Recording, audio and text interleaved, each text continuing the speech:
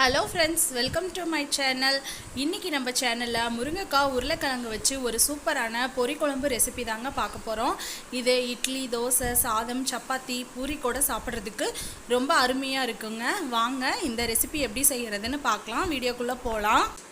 இது செய்யறதுக்கு குக்கர்ல ஒரு 3 டேபிள் ஸ்பூன் அளவுக்கு எண்ணெய் சேர்த்துக்கோங்க. எண்ணெய் நல்லா சூடானதும் ஒரு பிரியாணி இலை, ஒரு சின்ன துண்டு பட்டை, 4 கிராம்பு, ஒரு கல்பாசி, அரை டீஸ்பூன் சோம்பு சேர்த்துக்கோங்க. இந்த கல்பாசியோட மனம் இந்த குருமாக்கு ரொம்பவுமே ஃப்ளேவர் நல்லா இருக்கும்.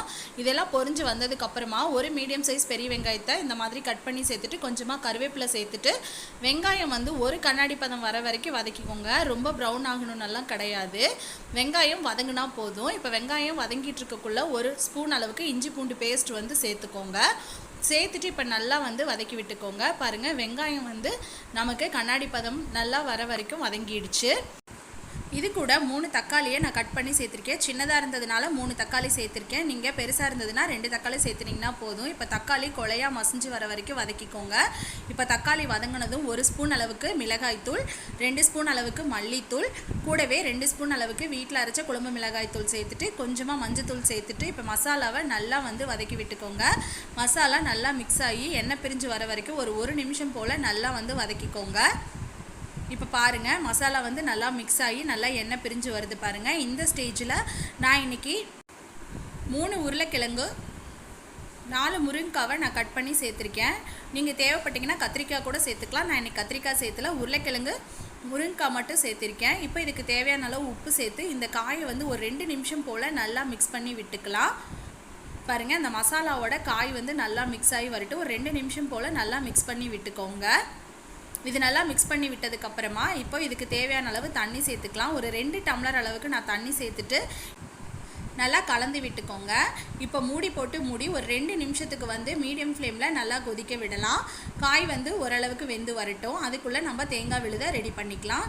இப்போ தேங்காய் விழுது ரெடி பண்ணுறதுக்கு இந்த அளவு நான் தேங்காய் எடுத்திருக்கேன். இதை சின்ன சின்னதாக கட் பண்ணி மிக்ஸி ஜாரில் சேர்த்துக்கலாம்.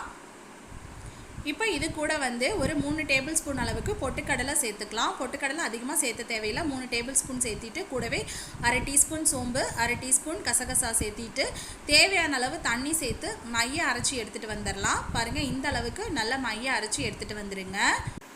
இப்போ நம்ம ரெடி பண்ண இந்த தேங்காய் விழுதை நம்ம குழம்புல சேர்த்துக்கலாம். பாருங்கள், இப்போ 2 நிமிஷமாக நல்லா குழம்பு கொதிச்சிட்ருக்கு. இப்போ தேங்காய் விழுதை சேர்த்துடலாம். கூடவே ஒரு 2 டம்ளர் அளவுக்கு தண்ணி சேர்த்துட்டு நம்ம மிக்ஸி ஜாரில் கழுவி சேர்த்துடலாம். சேர்த்துட்டு நீங்கள் கலந்து விட்டு பாருங்கள். நம்ம தேங்காய் பொட்டுக்கடலையெல்லாம் சேர்த்து அரைச்சிருக்கிறதுனால நமக்கு திக்காக கிரேவி கொதிச்சு வரும்போது நமக்கு திக்காகும். அதனால் உங்கள் கன்சிஸ்டன்சிக்கு தகுந்த மாதிரி நீங்கள் கூடவோ குறையவோ தண்ணி சேர்த்துக்கோங்க. இந்த ஸ்டேஜில் நீங்கள் உப்பை சரி பார்த்து தேவைன்னா நீங்கள் சேர்த்துக்கோங்க. சேர்த்துட்டு ஒரு முறை கலந்து விட்டுக்கோங்க. இப்போ குக்கர் மூடி போட்டு மீடியம் ஃப்ளேமில் 2 விசில் விட்டு எடுத்துக்கோங்க. விசில் ப்ரெஷர் ரிலீஸ் ஆகிற வரைக்கும் வெயிட் பண்ணுங்கள். இப்போ பாருங்கள், ப்ரெஷர் ரிலீஸ் ஆகிடுச்சு. நம்ம குக்கரை ஓப்பன் பண்ணி பார்க்கலாம்.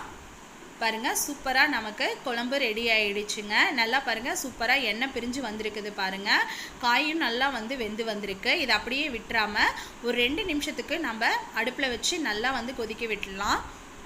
குழம்பு கொஞ்சம் திக்காகும். இப்போ கடைசியாக கொஞ்சமாக கொத்தமல்லி தழை சேர்த்துட்டு நம்ம அடுப்பை ஆஃப் பண்ணிடலாங்க. அவ்வளோதாங்க, ஈஸியான பொரி குழம்பு சூப்பராக ரெடி ஆகிடுச்சுங்க. அவசரமாக வேலைக்கு போகிறவங்க டக்குன்னு இந்த குழம்பு ஒரு 20 நிமிஷத்தில் சட்டுன்னு செஞ்சு முடிச்சிடலாம். ரொம்பவுமே டேஸ்ட்டாக இருக்கும். இட்லி, தோசை, சாதம், சப்பாத்தி எல்லாத்துக்குமே இந்த ஒரு குழம்பு மட்டுமே போதும். ரொம்பவுமே டேஸ்ட்டாக இருக்கும். நீங்களும் இந்த ரெசிபியை ட்ரை பண்ணி பார்த்துட்டு எப்படி வந்துச்சுன்னு கீழே கமெண்ட் பாக்ஸில் கமெண்ட் பண்ணுங்கள். என்னோட இந்த வீடியோ பிடிச்சிருந்தா வீடியோக்கு ஒரு லைக் கொடுத்துட்டு மறக்காமல் நம்ம சேனலையும் சப்ஸ்கிரைப் பண்ணிக்கோங்க. தேங்க்யூ.